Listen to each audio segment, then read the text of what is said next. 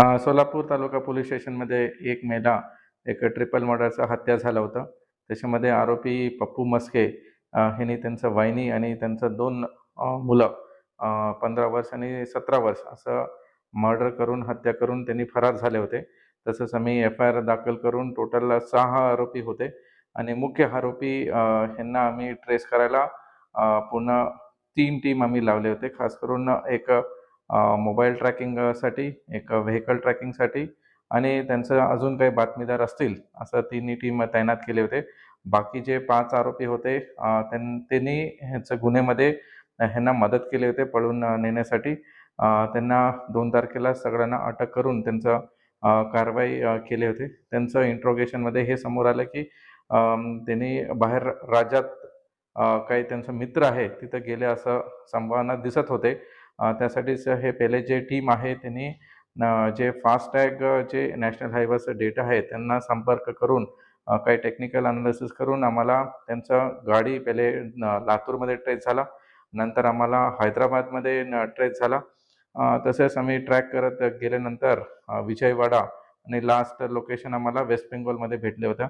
नंतर आम्ही एक 15 मोबाईल फोन्स आम्ही अनालिसिस केले सायबर टीमनी आणि सोलापूर तालुका टीमनी.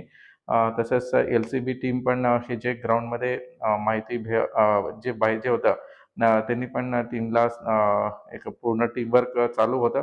लास्ट आम्हाला वेस्ट बेंगॉलमध्ये एक लोकेशन भेटलं आणि गाडीचं पण आम्हाला फास्टॅगमध्ये ते लोकेट झालं.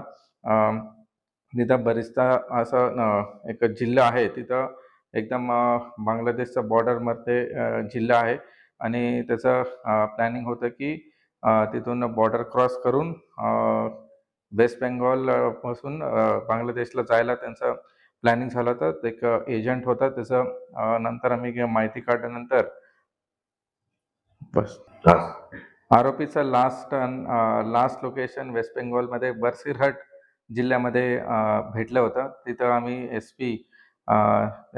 SP आणि DYSP पांडेंना कॉन्टॅक्ट करून तिथं लोकल मदत घेऊन एक एजंट होता त्यांना ट्रॅक केल्यानंतर ते गाडी आणि ते आरोपी एक महिलाचं घरी सापडला.